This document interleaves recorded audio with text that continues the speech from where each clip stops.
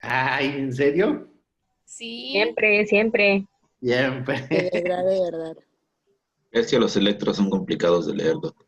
No es cierto, es facilísimo. Sí, Doctor yo es sé, Me horrible. no es mi complica caso. mucho de electro. O sea, para Muy algunos. Ajá. Sí, a mí A me mí se me costó facilita mucho. bastante. Para el grupo en general es difícil. Ah, A mí en lo bueno, particular sí me dificulta mucho cardio. pero Igual no a es mí. difícil, no es difícil, es muy fácil el electro. Pero bueno, qué bueno que en este examen le fue mejor. Buenos días, Doc. Buenos días, buenos días. Buenos días. Pero los dieces, pues 11. no sé, pero están muy arriba. 11, entonces. No sé. Puntos extras por salir más altos. Ah, Punto bueno. extra para el examen final. No, no, no, no, no, nada. Buena idea. Recuerden que pongo puntos por exposición, A ver. entonces ahí les A ayuda. ver cuánto sacan. Muy bien. Bueno, pues vamos a Para más empezar con temas, el Doc. siguiente.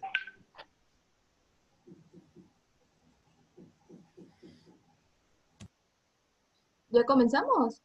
Sí, Ah, ok. ¿Pueden ver mis diapos? sí, sí se ven. Sí Ok, se ven.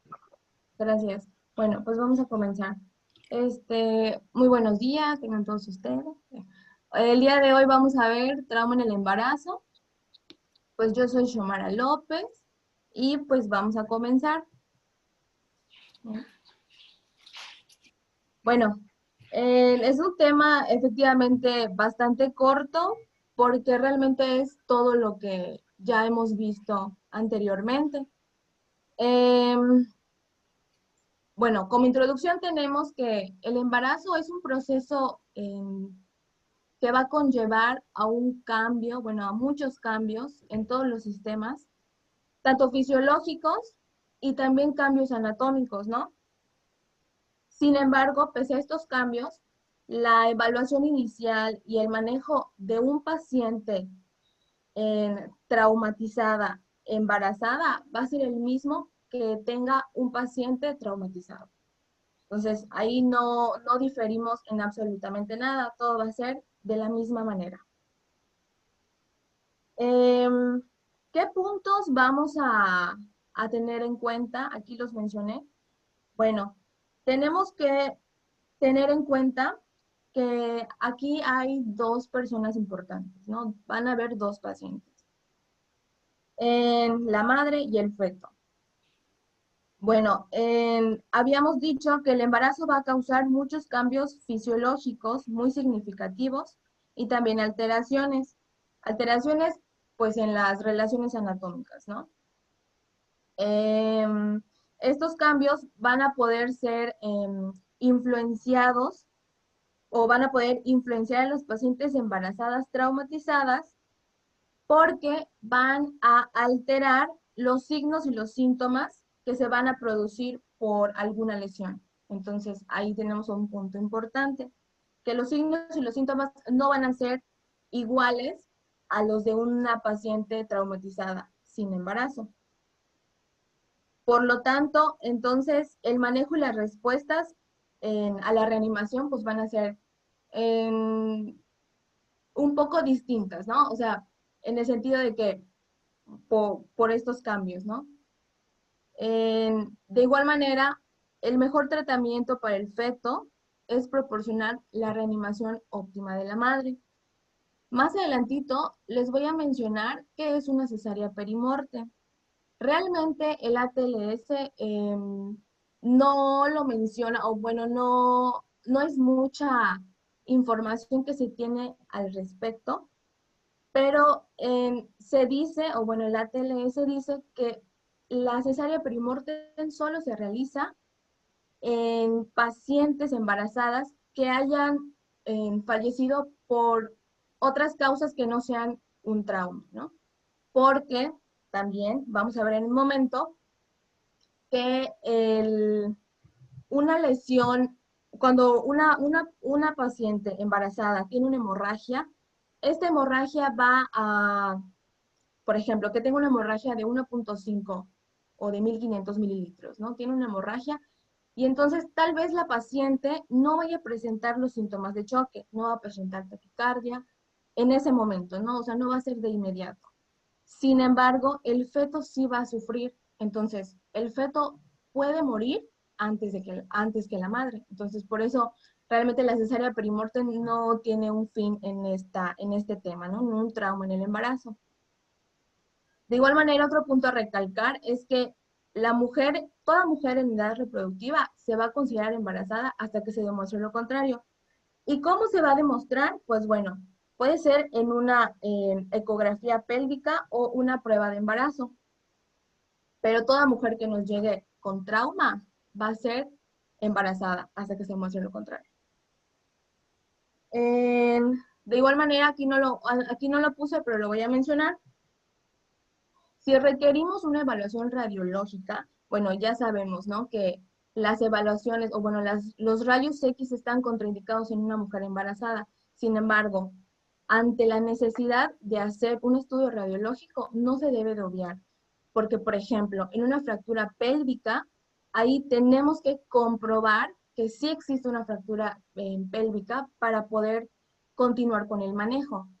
Y para ello necesitamos, pues, un estudio radiológico, ¿no? Entonces, no tenemos que obviar si es necesario este estudio. También el ATLS mencionaba un punto muy importante, que el cirujano y el obstetra deben de ser consultados tempranamente durante una evaluación a las mujeres embarazadas.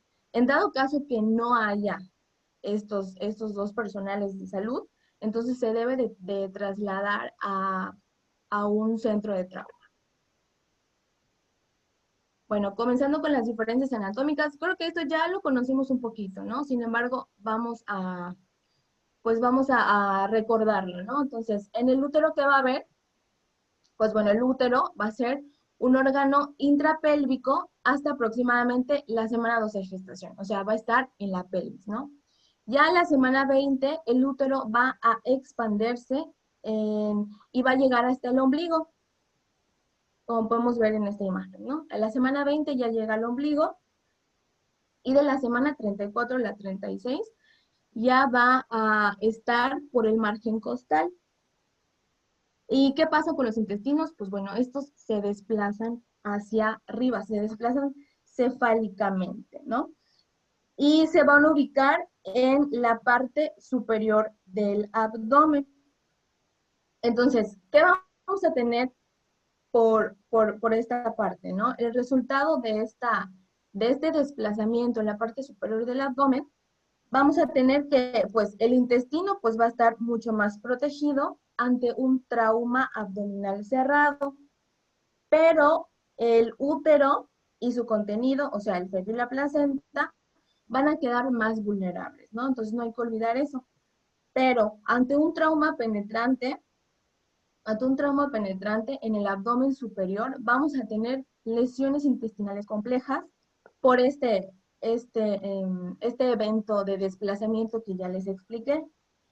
Y hay que tener mucho ojo porque una paciente cuando tenga, por ejemplo, una perforación intestinal, la paciente embarazada no va a presentar síntomas de irritación peritoneal, o van a ser muy poco evidentes, ¿no?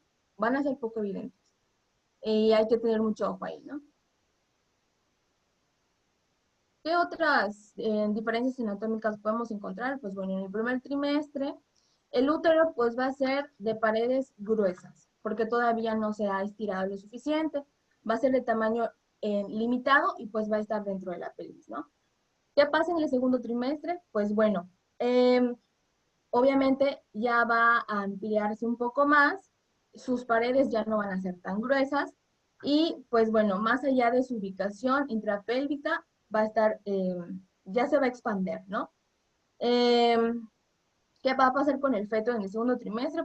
Pues el feto va a estar móvil y va a estar protegido por el líquido amniótico.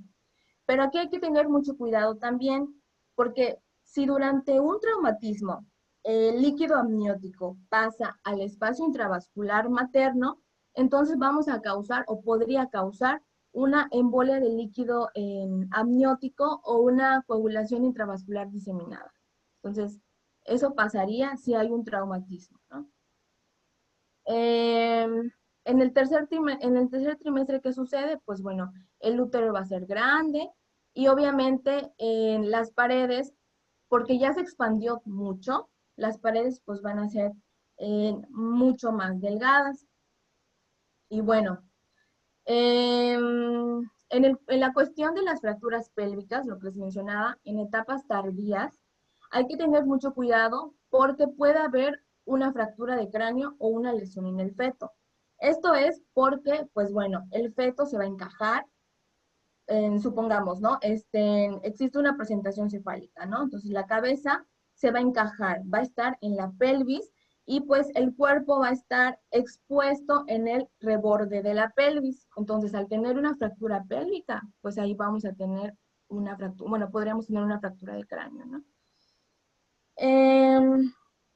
Pues bueno, otro punto importante aquí en las diferencias anatómicas es que el miometrio es muy elástico, ¿no? Es de tejido muy elástico, pero la placenta no tiene esa elasticidad, no tiene tanta elasticidad como el miometrio. Entonces, ¿qué pasa? Pues se vuelve más vulnerable. Y si se vuelve más vulnerable, ¿qué puede pasar? Pues bueno, esta falta de elasticidad de la placenta puede ocasionar que cualquier fuerza de cizallamiento ocasione un desprendimiento de placenta y ahí podríamos ocasionar otro problema, ¿no? Bueno, se puede ocasionar otro problema. La vasculatura placentaria está dilatada al máximo durante la gestación y esta vasculatura va a ser muy susceptible, se va a excitar fácilmente con la estimulación de las catecolaminas. Entonces, ante una disminución brusca del volumen intravascular materno, vamos a poder producir, o se va a producir un aumento en la resistencia vascular, obviamente. ¿Y esto qué ocasiona? Que haya una reducción en la oxigenación fetal. Esto es, ya expliqué el procedimiento, ¿no? Pero pues esto puede ser que la madre no tenga síntomas, la madre puede tener los signos vitales normales y el feto puede estar sufriendo. Es lo que les mencionaba hace un momento también. Entonces es muy importante esta parte. Ahora vamos a comenzar a hablar de cada sistema, pero va a ser muy rápido, lo resumí hacia el máximo. Pues bueno, comenzamos primero con el volumen del plasma, el volumen de sangre y su composición, ¿no? Entonces, el volumen plasmático va a aumentar de manera constante y va a tener como que su meseta a las 34 semanas de gestación. También vamos a tener que los glóbulos blancos van a aumentar. Los glóbulos blancos, podemos tener hasta 25,000 glóbulos blancos durante el trabajo de parto, ¿no? Y puede ser totalmente normal. También vamos a tener un aumento en los glóbulos rojos y va a haber una disminución del hematocrito, que esto se va a poder traducir como una anemia fisiológica del embarazo. Ahí podemos tener los valores normales del hematocrito que son totalmente aceptables, ¿no? No nos vayamos a asustar. Bueno, en las pacientes embarazadas sanas pueden perder entre 1.200 y 1.500 mililitros de sangre antes de exhibir signos y síntomas de bulimia. De igual manera, lo que igual les mencioné, ¿no? Esta parte de la hemorragia. Otros puntos a destacar son que el fibrinógeno sérico y otros factores de coagulación pues se van a elevar en este embarazo, ¿no? También los tiempos de protrombina y el tiempo parcial de tromboplastina se va a acortar, pero pues los tiempos de coagulación no. Y aquí les traje una tablita que nos diferencia o nos compara muy bien cada valor de una paciente embarazada y de una no embarazada. Y vemos que efectivamente hay pues sí hay bastante diferencia, ¿no? Entonces, esto es con el fin de que, por ejemplo, cuando nosotros le pidamos laboratorios a la paciente, pues no nos espantemos con los resultados que nos van a dar, ¿no? Bueno, en la parte hemodinámica, ¿qué va a pasar? Pues bueno, vamos a evaluar estos 5 apartados: gasto cardíaco, frecuencia cardíaca, presión arterial, presión venosa y los cambios electrocardiográficos, ¿no? Nos vamos a fijar en estos. Entonces, ¿qué va a pasar en el gasto cardíaco? Pues bueno, a la 10ª semana de gestación, de embarazo, el gasto cardíaco se va a poder incrementar de 1 a 1.5 litros por minuto. Esto va a ser debido a que hay un aumento en el volumen plasmático y hay una disminución en la resistencia vascular del útero y la placenta. Cabe recalcar que la placenta y el útero van a recibir un 20% del gasto cardíaco en el tercer trimestre. Entonces, este gasto cardíaco, este 20%, va a ir en aumento o puede estar aumentado por la posición de la madre durante la segunda mitad del embarazo, ¿no? Entonces, igual la posición de la madre, la posición que ocupe la madre va a ser muy importante. Esa es la manera nada más de un dato, ¿no? En posición supina tenemos que va a haber una compresión de la vena cava y va a disminuir el gasto hasta un 30%. Esto es por el retorno venoso de las extremidades inferiores, ¿no? Eso es parte del gasto cardíaco. ¿Qué va a pasar en la frecuencia cardíaca? Pues bueno, aquí en esta frecuencia cardíaca va a haber un aumento de 10 y 15 latidos por minuto. Eso es en la frecuencia cardíaca, ¿no? Luego tenemos que en la presión arterial hay una disminución de 5 a 15 milímetros de mercurio en la presión sistólica y la diastólica. Esto únicamente va a pasar en el segundo trimestre. Pero aquí hay que tener mucho ojo, ¿no? O sea, ya si nos indica una elevación de más de la presión arterial y proteinuria, ahí vamos a tener unos datos de eclampsia, ¿no? Entonces hay que tener mucho ojo. ¿Qué sucede en la presión venosa? Pues bueno, esta va a ser variable durante el embarazo. Sin embargo, en el tercer trimestre va a haber una hipertensión venosa en las extremidades inferiores. ¿Y qué sucede en el electrocardiograma? Pues bueno, el eje cardíaco va a estar desviado hacia la izquierda, aproximadamente unos 15 grados. Va a haber también ondas T aplanadas o invertidas. Esto va a ser únicamente en las derivaciones 3 y ABF y también en las precordiales. Y también van a surgir los latidos ectópicos, ¿no? Entonces, eso es totalmente normal. Esos son los cambios que ocurren en el embarazo. ¿Qué pasa con el sistema respiratorio? Pues bueno, es común encontrar a una paciente con hipocapnia. Esto sucede normalmente en las últimas semanas de embarazo. También vamos a poder encontrar alteraciones anatómicas en la cavidad torácica, que estas van a ser porque, obviamente, ya habíamos mencionado que se eleva todo el intestino y con ello desplaza todos los órganos. Entonces, uno de estos partes importantes es el diafragma, que también va a estar elevado y es por eso que vamos a tener una disminución del volumen residual, ¿no? En la radiografía tórax va a mostrar un aumento de la trama pulmonar y la presencia de vasos pulmonares. Los vasos pulmonares van a estar muy prominentes.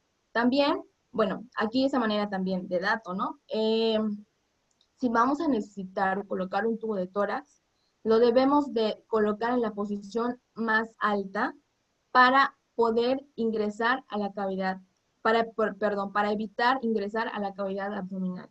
Entonces, esto de igual manera es por el desplazamiento de los intestinos. ¿Qué sucede en los otros sistemas? Pues bueno, en el sistema gastrointestinal vamos a tener el vaciamiento gástrico que va a ser retardado, durante el embarazo. Y lo que vamos a hacer aquí es descomprimir precozmente el estómago con una sonda nasogástrica. Este retardamiento es por esa compresión de los intestinos, ¿no? De nueva cuenta. ¿Qué pasa en el sistema urinario? Pues bueno, va a haber un aumento en la tasa de filtración glomerular y en el flujo sanguíneo renal. Pero también vamos a tener una disminución de los niveles de creatinina en suero y nitrógeno ureico. En las pacientes embarazadas la glucosuria va a ser común. En el sistema musculoesquelético, ¿qué va a ocurrir? Pues bueno, en el 7º mes de embarazo, la sínfisis del pubis va a ampliarse aproximadamente de unos 4 a 8 milímetros. Y de igual manera, los espacios de las articulaciones sacroiliacas. ¿Y qué ocurre en el sistema nervioso central? Aquí es muy importante diferenciar la eclampsia del traumatismo cráneoencefálico. Porque, de hecho, muchas veces lo confunden, pero mencionaba la literatura que pues debemos de tener mucho ojo, ¿no? Porque en la eclampsia, la eclampsia bueno, la eclampsia es una complicación del embarazo, ¿no? Entonces, pero del embarazo avanzado. Entonces, esta eclampsia va a poder imitar a un traumatismo craneoencefálico. Puede desarrollar, por ejemplo, la paciente convulsiones, se pueden presentar convulsiones que se asocian a la hipertensión. También vamos a tener hiperreflexia, proteinuria y también edema periférico. Entonces, no nos vendría mal, o bueno, no le vendría mal a la paciente tener una interconsulta con neuro, ¿no?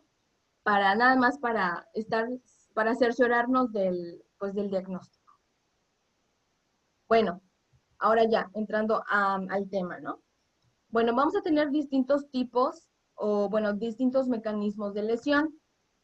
La literatura mencionaba que realmente estos no difieren de una paciente no embarazada, o sea, van a ser los mismos, ¿no? Entonces, como primer punto, como primera causa, tenemos un accidente vehicular, una colisión vehicular, que realmente, como podemos observar en el porcentaje, es bastante elevado. Casi el 50% de las pacientes llegan por un accidente, ¿no? En su auto. Entonces, esa es la principal causa.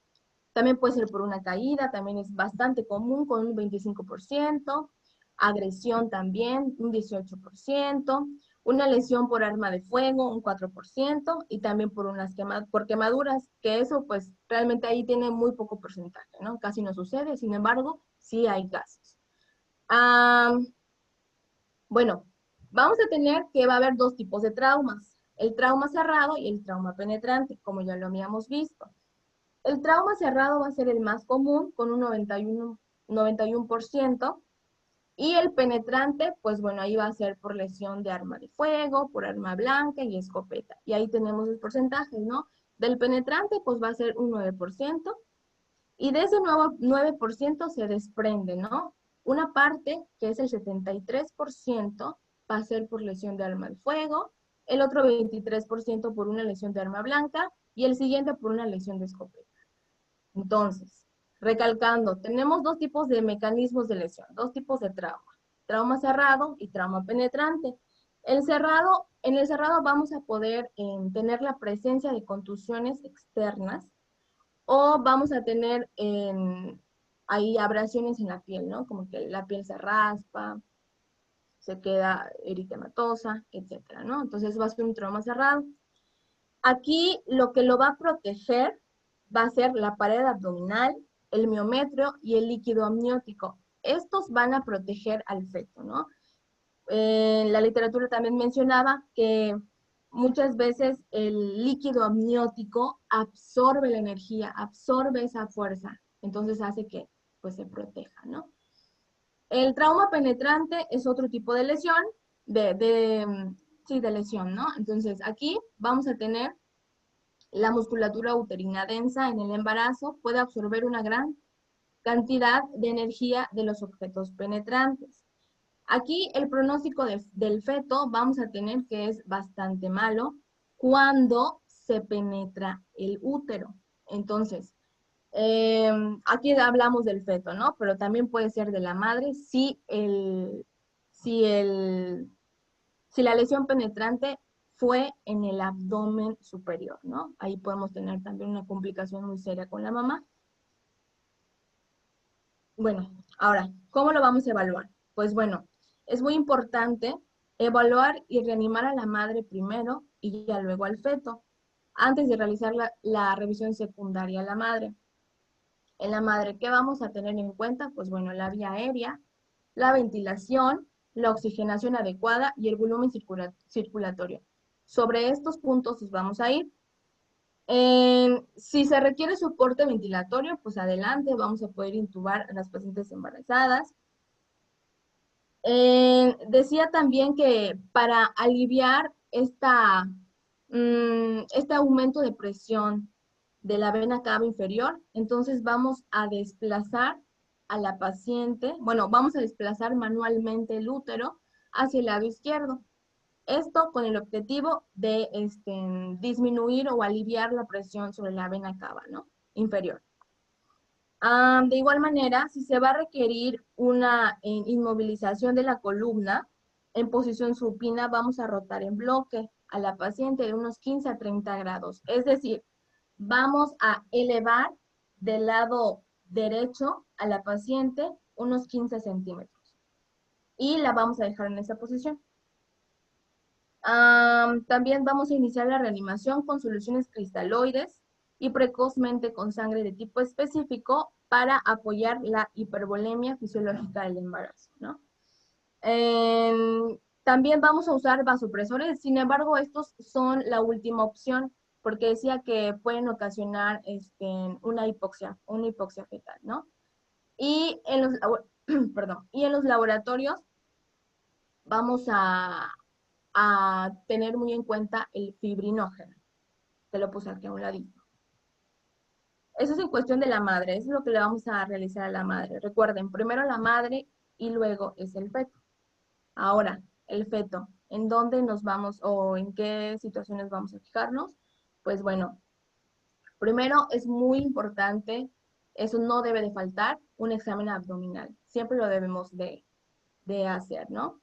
Y no hay que olvidar las causas de muerte fetal, que pueden ser dos muy importantes, ¿no? Que la mamá caiga en choque, que tenga shock y pues va a ocasionar la muerte de la madre, o también que se desprenda en la placenta. Ya vimos que ya les había comentado cómo es que se puede dar esta parte. ¿Cómo vamos a saber esto? Pues bueno, con una ecografía uterina y una tomografía. Ante la ruptura uterina va a haber dolor abdominal, defensa muscular, rigidez o dolor de rebote, especialmente si se encuentra en shock profundo.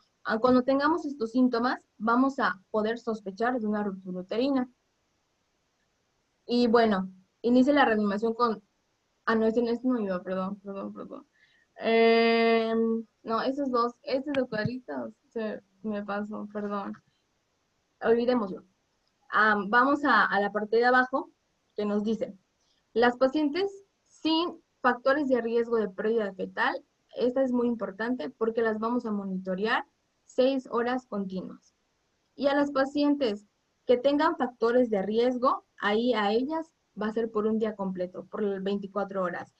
¿Y cuáles son los factores de riesgo? Pues bueno, los tenemos aquí. Frecuencia cardíaca materna mayor a 110, un índice de severidad de la lesión que sea mayor a 9, que haya evidencia de desprendimiento prematuro de placenta, ya sea con los síntomas que vimos o con otro estudio, ¿no? Que la frecuencia cardíaca fetal también esté que sea mayor a 160 o menor a 120, también es un factor de riesgo. También la eyección debido a una colisión vehicular y colisiones en motocicleta o contra peatones. Todos estos factores de riesgo nos van a servir para saber cuánto tiempo vamos a monitorizar a la paciente, ¿no? Ya sabemos, sin factores de riesgo, 6 horas. Con factores de riesgo, 24 horas. Entonces, para que lo tengamos en cuenta. Luego de la revisión primaria, que fue esta, vamos a tener anexos, ¿no? ¿Qué más vamos a revisar? Pues bueno, también vamos a monitorear que la paciente esté en posición de decúbito lateral izquierdo. Vamos a monitorear su tono hemodinámico, no debe de fallar. Y también vamos a monitorizarle el oxímetro, el oxígeno, ¿no? El oxígeno, con oximetría de pulso y también unas gasometrías, ¿no? Valores en los gases de la sangre. Eso es en cuestión de la madre. Y en cuestión del feto, pues bueno, es muy importante que inmediatamente hagamos una interconsulta a obstetricia, ya que puede haber sufrimiento fetal. O sea, no lo sabemos, ¿no? Pero por si las dudas. Ante la presencia de una frecuencia cardíaca anormal o desaceleraciones repetidas o ausencia de aceleraciones o la variabilidad de latido en latido, estos son signos de descompensación inminente de la madre y o el feto. Entonces, aquí vamos a tener muchísimo cuidado también. ¿Qué vamos a revisar en la parte secundaria? Decía que es la misma que un paciente politraumatizado, ¿no? Entonces, no hay que olvidar eso. Pero los estudios, otros estudios que le vamos a realizar a esta paciente, pues bueno, va a ser un ataque de abdomen, un FAST y un lavado peritoneal diagnóstico. También no puede faltar, bueno, cabe recalcar que el lavado peritoneal diagnóstico va a tener que ser, bueno, la incisión va a tener que ser arriba del ombligo y se va a utilizar la técnica abierta, ¿no? Pero aquí hay que tener mucho ojo en las contracciones que la paciente pudiera tener. Hay que estar muy atentos, hay que estar muy alertas. También vamos a evaluar el perineo y de aquí vamos a incluir un examen pélvico formal, ¿no? También vamos a tener que hay que estar alertas ante la presencia del líquido amniótico en la vagina, porque esto va a sugerir una ruptura de las membranas amnióticas. Entonces hay que tener ojo, mucho ojo acá. Hay que tener en cuenta el borramiento y la dilatación cervical, la presentación fetal y su relación con las espinas isquiáticas. También cómo va evolucionando, ¿no? El trabajo de parto, en este caso. También el examen vaginal va a ser muy indispensable, pero aquí recalcaba mucho en la TLS que no deben de ser exámenes vaginales repetidos, porque solo vamos a lesionar más a la paciente. La hospitalización únicamente va a ser en personas que tengan sangrado, en pacientes que tengan sangrado vaginal, irritabilidad uterina, que tengan mucha sensibilidad abdominal, dolor o cólicos, evidencia de hipovolemia, cambios o ausencias de líquidos, de ruidos, perdón, de ruidos cardíacos fetales y o pérdida de líquido amniótico. Únicamente en estos casos, con estas indicaciones, vamos a poder hospitalizar a la paciente.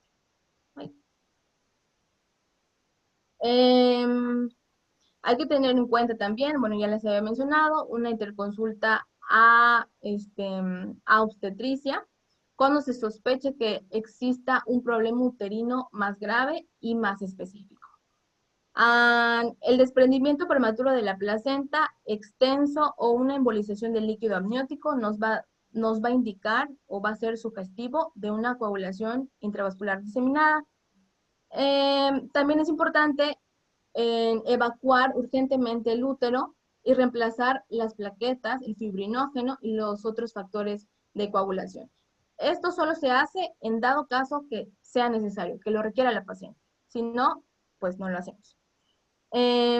Toda paciente, aquí igual muy importante, otro punto muy importante, es que toda paciente embarazada con factor RH negativo que ha sufrido un trauma debe someterse a inmunoterapia con inmunoglobulina RH, a menos que las lesiones estén muy distantes del útero, por ejemplo, que tenga solo lesiones en las extremidades inferiores o pues en las extremidades superiores, ¿no? Solo en este caso vamos a inmunizar a la paciente. La terapia con inmunoglobulina debe de ser iniciada en las primeras 72 horas después de que la paciente nos llegue, ¿no? Después de que ocurra la lesión. Y aquí les traigo un resumen de todo lo que les acabo de explicar, ¿no? Se me hizo muy didáctico y muy padre, porque nos dice cada punto que debemos de tener en cuenta. Por ejemplo, los signos vitales. En esos signos vitales pues está la posición, la hipotensión, la hipertensión, que hay que monitorizar en el feto, que si hay sangrado vaginal, ¿qué vamos a hacer? Los laboratorios, ¿qué vamos a tener en cuenta? Pues bueno, un hemograma, que si el hematocrito está bajo, también vamos a tener un perfil de coagulación, son todos los que les mencioné, ¿no? Pero aquí es un poco más resumido y pues está más bonito. En tratamiento también vamos a utilizar, ya vimos, ¿no? Líquidos IV, vamos a utilizar oxígeno si es necesario, analgesia, antiasmáticos, antibióticos también si fuera necesario, transfusiones de igual manera. Y bueno, en tratamientos también tenemos el RH negativo. Si la paciente es RH negativo, ¿qué le vamos a administrar? Pues una ampolleta de inmunoglobulina RH. Si la paciente cursa con convulsiones, hay que definir primero si es eclámptica o no eclámptica, lo que les mencioné del sistema neurológico, ¿no? Y bueno, ya la hospitalización y monitoreo, y pues el alta, ¿no? Si ya la paciente está estable, pues se da de alta. Y aquí lo que les mencionaba, la cesárea perimortem, que ya habíamos visto, ¿no? Únicamente se realiza y se puede realizar en casos, ¿no? Pero en muchos casos, pero va a ser exitoso cuando el paro cardíaco de la madre sea por otras causas, que no sean traumas. Y que esta sea dentro de los 4 a los 5 minutos después del paro cardíaco. Y ahí vamos a tener un porcentaje muy alto de éxito, ¿no?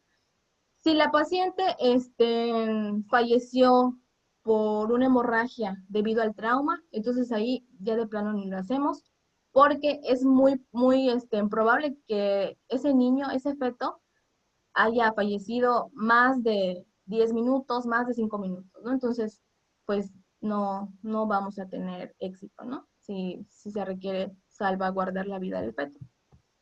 Y eso es todo de mi parte. ¿Tienen alguna duda? Bueno, pues el tema muy completo.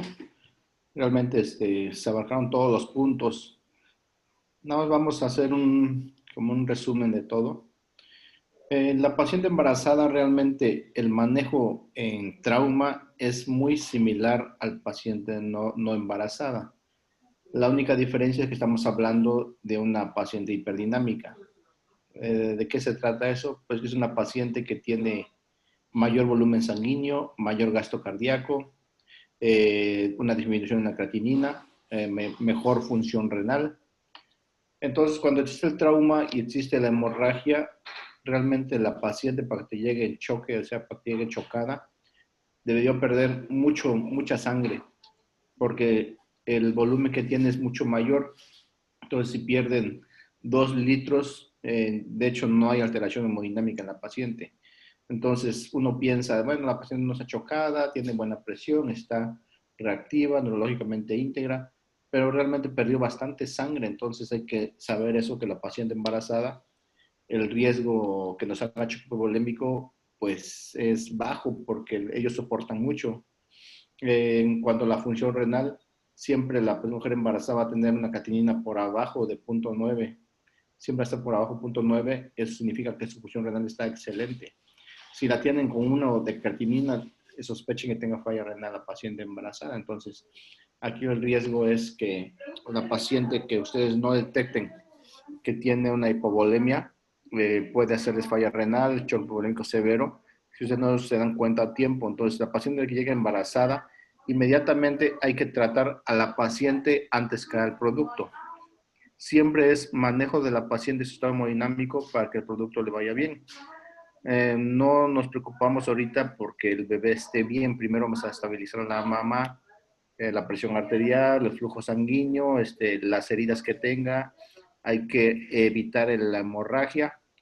Recordemos que en el primer trimestre, como bien lo dijo, está protegida por la pelvis. Entonces, accidentes en el primer trimestre, realmente el bebé pues no le pasa nada, está muy protegido por la pelvis. El problema es cuando está en el segundo y el tercer trimestre, cuando el bebé ya está expuesto. Lo único que lo protege, como bien dicho, el líquido amniótico, que es el amortiguador de los golpes. Aparte que la pared uterina, bueno, es muy delgada, pero el líquido amniótico es el que va a protegerlo. Entre más grande esté, menos líquido amniótico y el trauma más directo con el paciente. Por eso, paciente que llegue trauma severo y que esté embarazada, lo importante es mantener el flujo de la paciente. Y como lo mantenemos, como bien lo dijo, en todas las reanimaciones, la paciente embarazada, siempre hay que desviar el útero en forma manual hacia el lado izquierdo. Si la paciente cae en paro, una de las características para reanimación RCP embarazada es que una tercera persona va a tener las manos desviando el producto hacia lo que es el lado izquierdo, porque el embarazo en sí lo que va a hacer es condicionar una disminución de la función pulmonar por medio de la obstrucción o la elevación del diafragma. Entonces, eso es restrictivo para la paciente, no va a poder respirar de forma adecuada. El producto va a estar comprimiendo la vena cava, el flujo sanguíneo va a estar afectado. Entonces, la manera de lograrlo es desviando con la mano el producto y con esto va a mejorar su estado hemodinámico. Entonces, muchas veces cuando la paciente está crítica, está grave y el problema pulmonar no mejora, pues hay que sacar el producto. A ese producto hay que ver primero en qué etapa del embarazo se encuentra. Siempre una paciente embarazada que corre riesgo en cualquier momento se tiene que intervenir. Si el producto es prematuro, hay que iniciar la maduración pulmonar. Entonces hay que iniciar la utilización de los esteroides para madurar pulmonarmente. Eso es cuando la paciente vemos que está en riesgo, pero si la paciente vemos que en ese momento está en paro y nos llega en paro por un trauma severo, en ese momento hay que iniciar la reanimación. Si es necesario sacar el producto, sacarlo por el bien de la madre. En cuanto a la cesárea perimortem, está indicada si la paciente cae en paro, el paro es visible, o sea que nosotros lo veamos que cae en paro y que tenga 4.5 minutos de paro. En ese tiempo nosotros podemos sacar el producto porque sabemos que el producto sigue vivo y nos dan ese rango, esa ventana de tiempo para poderlo sacar. Entonces, en 4 minutos, si ustedes no lo sacan, el producto va a morir y le va a causar daño cerebral, etcétera. Por eso que nos dan ese rango. Ustedes inician el RCP, tienen 4 minutos para que la paciente salga remita el RCP y la paciente tenga frecuencia cardíaca, frecuencia respiratoria. Si en 4 minutos la paciente no sale, en ese momento se practica la cesárea perimortem. La cesárea perimortem es corte en un solo plano. Se corta, aquí se hace lo que es la cesárea tipo Kerr. Entonces se corta inmediatamente todo lo que es el abdomen en forma lineal, vertical. Se llega directamente hasta útero. Aquí no es por planos como se hace una cesárea normal. Se llega a plano y en el plano ya igual el útero se corta en tipo Kerr, en forma igual vertical. Recordemos que la cesárea es de forma horizontal y es por planos para que no sangre mucho. Aquí lo que importa es sacar al bebé y sacarlo con vida. Entonces el corte es directo. Directo el corte en piel, inmediatamente se incide hasta llegar al útero, en el útero se corta, se saca el bebé, ya sacando el bebé se reanima y ya de ahí se empieza la sutura de la paciente para evitar el sangrado. Se sigue con la RCP. Si la paciente sale, bueno, pues esto ayuda mucho también a descomprimir el volumen pulmonar y empieza a mejorar la hemodinámica del paciente. Le estamos quitando mucho peso a la paciente porque el flujo que iba hacia el producto va a disminuir y eso le va a ayudar a la paciente, eso va a ayudar a que sus órganos tengan mayor volumen de sangre y eso le va a ayudar a que salga más rápido del paro. Entonces es importante que ustedes reconozcan en cualquier momento. Si la paciente tuvo ya un paro respiratorio 15 minutos antes, 10 minutos antes de que llegara al hospital, este producto ya está muerto. Entonces, a lo mejor si lo vamos a sacar, va a ser para mejorar la hemodinámica de la paciente, a ver si revierte el paro respiratorio. Si la paciente tiene un trauma craneoencefálico, exposición encefálica, ni lo piensen, saquen el producto lo más rápido posible.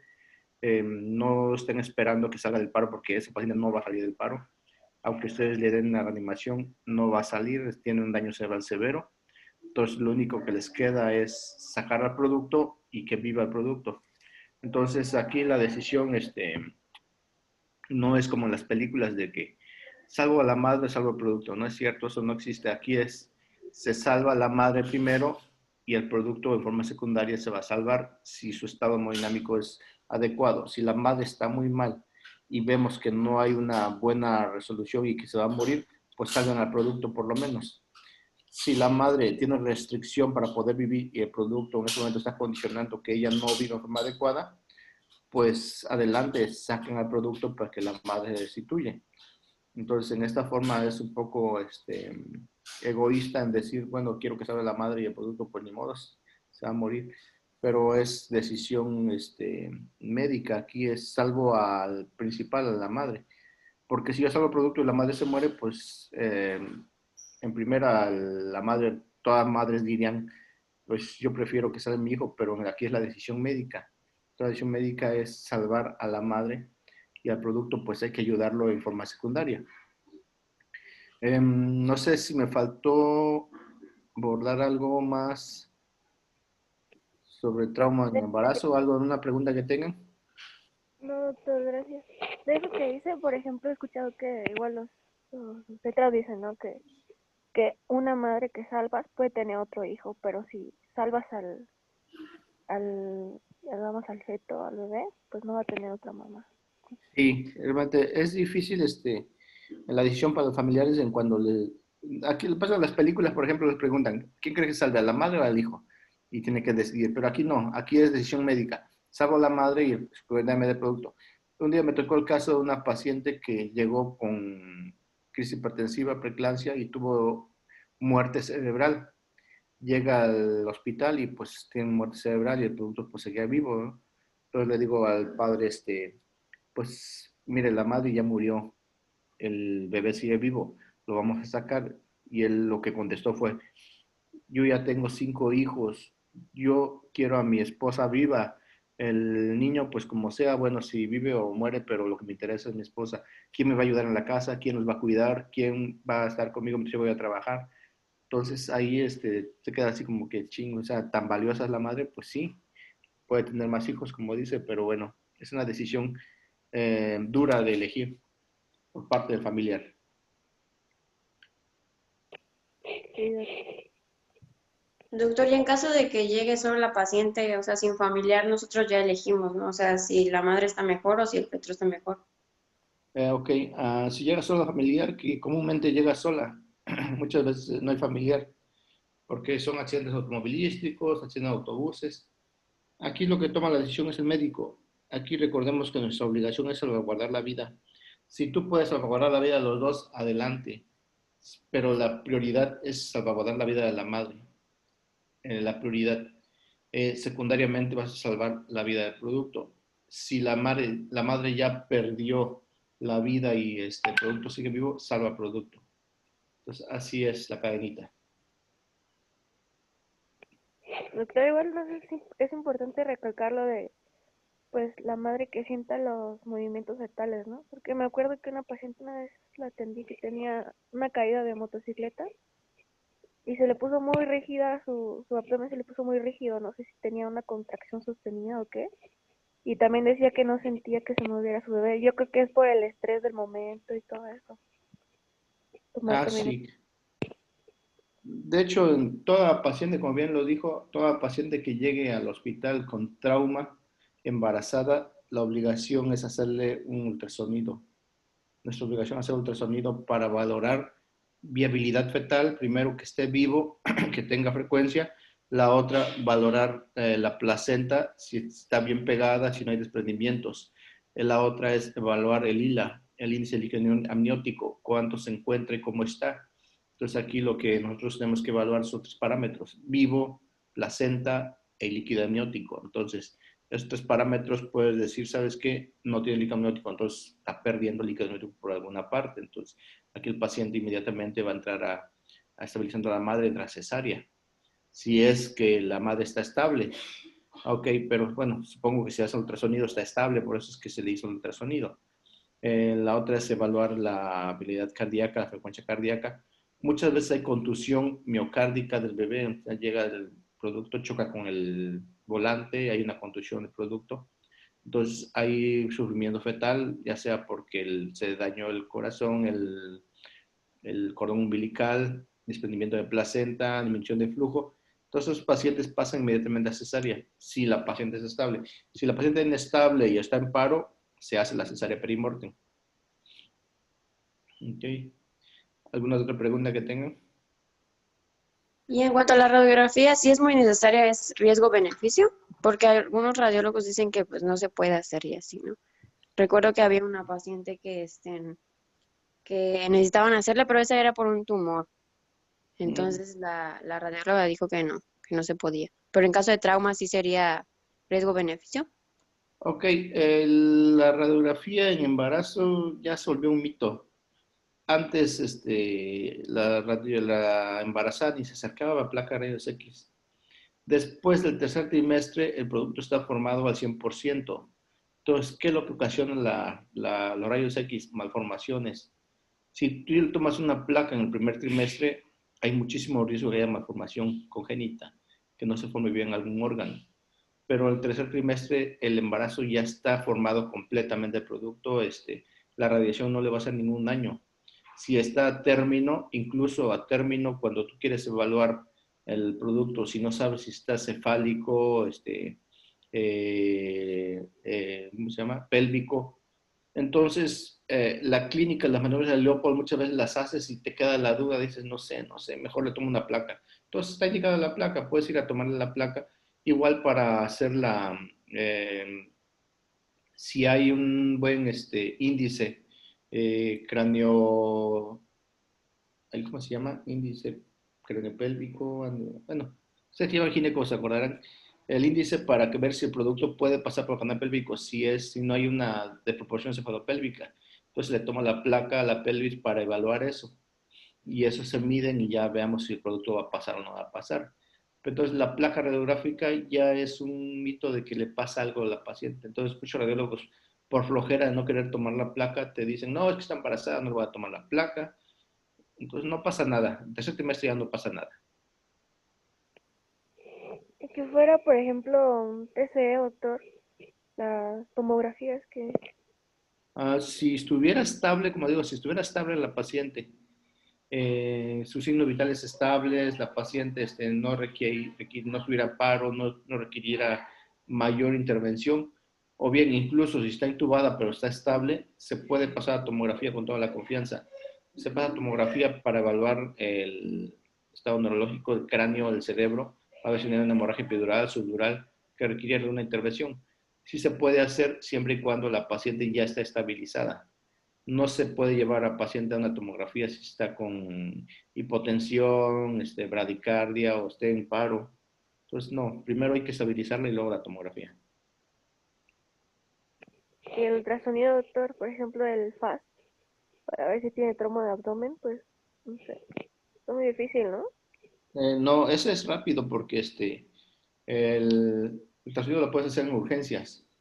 Lo que puedes hacer tú, el paciente en choque, le traes el ultrasonido y le haces el FAST. Y incluso el radiólogo puede hacer el ultrasonido obstétrico en urgencias, en choque. Entonces, no, aquí no hay tanto problema porque los ultrasonidos son portátiles, casi todos tienen rueditas y se puede llevar al área de urgencias. No, pero me Entonces, si refiero ustedes tienen...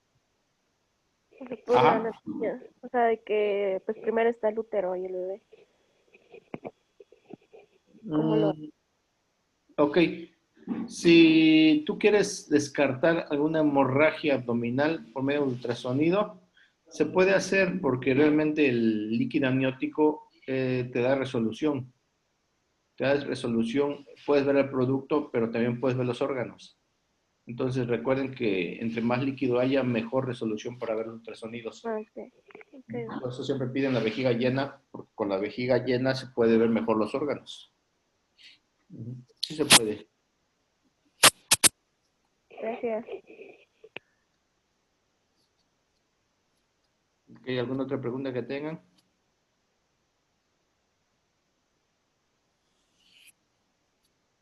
Bueno, para el siguiente tema mandó mensaje su compañero Moisés que todavía no tiene el tema preparado. Aquí el problema es que tenemos el tiempo encima, entonces si lo dejamos para el lunes tendríamos que obviar algún tema que tenemos ya previsto para verlo. Entonces, por eso les decía yo que sus clases, ustedes nada más es una clase que tienen que dar, tenían que haberla preparado ya con mucho tiempo de anticipación. No pueden estarlo preparando a la mera hora. Entonces aquí la decisión es del grupo, pues quieren que se vea hasta el lunes, pues corremos las clases y si nos falta algún tema, pues ya ni modos. ¿Qué otra opción nos da, doctor? ¿Cómo? La otra